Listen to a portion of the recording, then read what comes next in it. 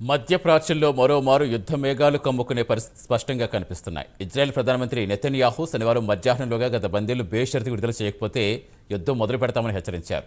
మరోవైపు హమాస్ కూడా తమ వద్ద ఉన్న ఇజ్రాయెల్ బందీలు విడుదల చేసే ప్రసక్తి లేదని తెగేసి చెప్పింది. దీంతో మరోమారు ఇరు దేశాల మధ్య యుద్ధం జరిగే అవకాశాలు స్పష్టంగా కనిపిస్తున్నాయి. తాజా మిడిల్ ఈస్ట్ పరిస్థితిపై ఒక లుక్ వేద్దాం.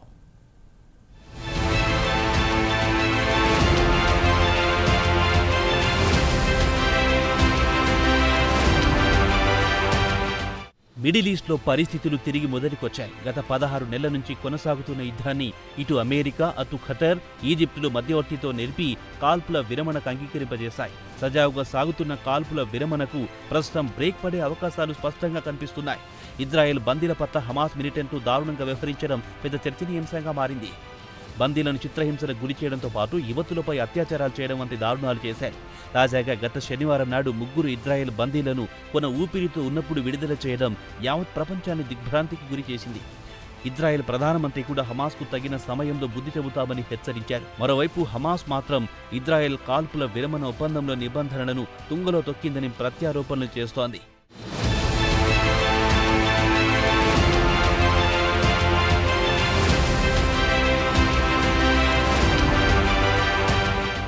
ఇదిలా ఉండగా జనవరి 19 నుంచి కాల్పుల విరమణ ఒప్పందం అమల్లోకి వచ్చింది. కాల్పుల విరమణ ఒప్పందాన్ని ఇజ్రాయెల్ ఉల్లంఘించడంతో ఇక తాము ఇజ్రాయెల్ బందీలను విడిచిపెట్టమని తెగేసి చెబుతోంది హమాస్. శనివారం మధ్యాహ్నంలోగా ఇజ్రాయెల్ బందీలను విడుదల చేయకపోతే కాల్పుల విరమణ ఒప్పందాన్ని రద్దు చేసుకుని హమాస్పై యుద్ధాన్ని ప్రకటిస్తామని, హమాస్ను కూకటి వేళ్లతో పెకిలించే వరకు యుద్ధం కొనసాగుతుందని నెతన్యాహు ఎక్స్లో పోస్ట్ చేసిన ప్రకటనలో పేర్కొన్నారు.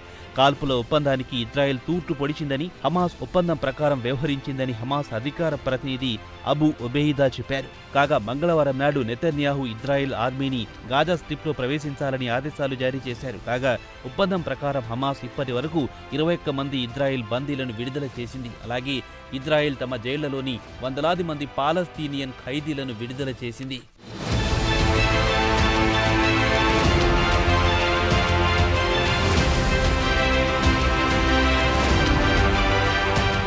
ఇక అమెరికా ప్రెసిడెంట్ ట్రంప్కు నెతన్యాహుకు మధ్య ఇటీవల వైట్ హౌస్లో భేటీ జరిగింది. అటు తర్వాత ఇరువురు నేతల వైఖరిలో చాలా మార్పులు కనిపిస్తున్నాయి. ఇక ట్రంప్ స్వతహాగా రియల్ ఎస్టేట్ వ్యాపారి, గాజాను కబ్జా చేయాలనుకుంటున్నాడు. గాజాను అద్భుతమైన పర్యాటక ప్రాంతంగా తీర్చిదిద్దాలనే ఆలోచనలో ఉన్నాడు.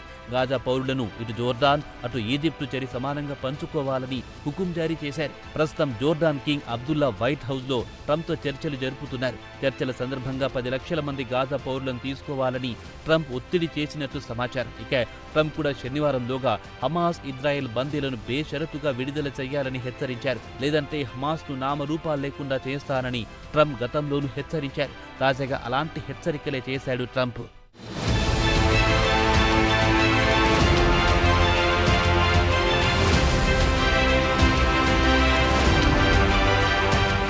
ఇక హమాస్ సీనియర్ నాయకులు రాయిటర్స్ వార్తా సంస్థతో మాట్లాడుతూ కాల్పుల ఒప్పందాన్ని గౌరవిస్తేనే బందీలను విడుదల చేస్తామని తేల్చి చెప్పింది. ట్రంప్ వాడిన భాష పట్ల తీవ్ర అభ్యంతరం వ్యక్తం చేసింది హమాస్ అగ్ర నాయకత్వం.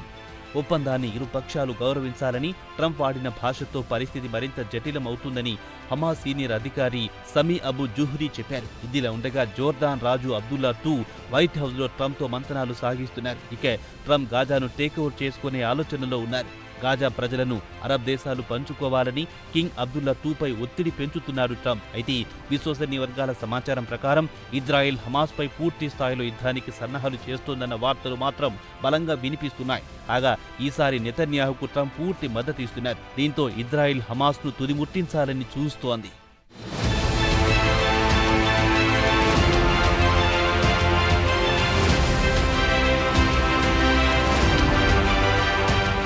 ఇదిలా ఉండగా ఒకవేళ ఇజ్రాయెల్ హమాస్పై మరోమారు యుద్ధం ప్రకటిస్తే తాము ఇజ్రాయెల్పై యుద్ధం ప్రకటిస్తామని యెమన్కు చెందిన హౌతీ మిలిటెంట్లు హెచ్చరిస్తున్నారు. హౌతీ నాయకుడు అబ్దుల్ మాలిక్ అల్ హౌతీ మంగళవారం నాడు టెలివిజన్తో మాట్లాడుతూ తన గ్రూప్ ఇజ్రాయెల్పై దండయాత్ర చేయడానికి సిద్ధంగా ఉందన్నారు. తమ చేతులు ట్రిగ్గర్పై ఉన్నాయని చెప్పాడు. ఇక హౌతీల విషయానికి వస్తే పశ్చిమ యెమన్తో పాటు యెమన్ రాజధాని సనా కూడా హౌతీ చేతిలో ఉంది. పాలస్తీనియన్లకు సంఘీభావం ప్రకటిస్తూ ఇజ్రాయెల్పై తరచూ దాడులు చేస్తూ వస్తున్నారు హౌతీ మిలిటెంట్లు. నవంబర్ 2023 నుంచి హౌతీలు సుమారు 100 వరకు దాడులు చేశారు. ముఖ్యంగా ఎర్ర సముద్రంలో వాణిజ్య, మిలిటరీ షిప్లను లక్ష్యంగా చేసుకుని దాడులు చేస్తున్నారు. గత నెల ఇజ్రాయెల్కు హమాస్కు మధ్య కాల్పుల విరమణ ఒప్పందం కుదిరిన తర్వాత నుంచి తాము ఎర్ర సముద్రంలో దాడులు తగ్గించామని పేర్కొంది.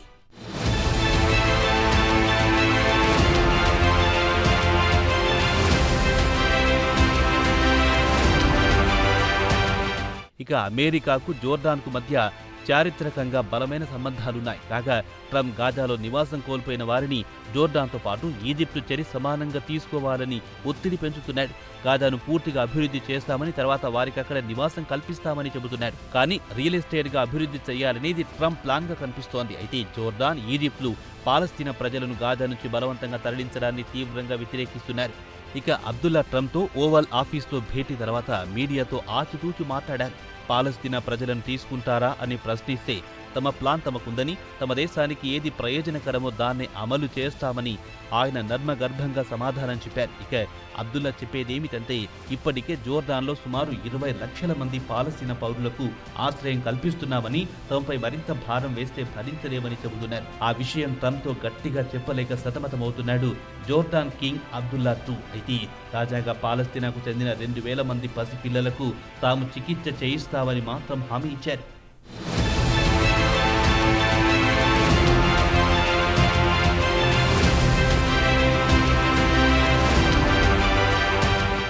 ఇదిలా ఉండగా ఇజ్రాయెల్ రక్షణ మంత్రి కాడ్జ్ తమ మిలిటరీ దళాలను అప్రమత్తం చేశారు. యుద్ధానికి సిద్ధం కావాలని ఆదేశాలు జారీ చేశారు. సైనికుల సెలవులను కూడా రద్దు చేశారు. ఇదిలా ఉండగా ఇజ్రాయెల్ రాజధాని టెల్ అవీవ్లో నిరసనకారులు సోమవారం, మంగళవారం నాడు రోడ్లను బ్లాక్ చేశారు. హమాస్ చేతిలో బందీలుగా ఉన్న అందరిని విడుదల చేయించి తీసుకురావాలని డిమాండ్ చేశారు.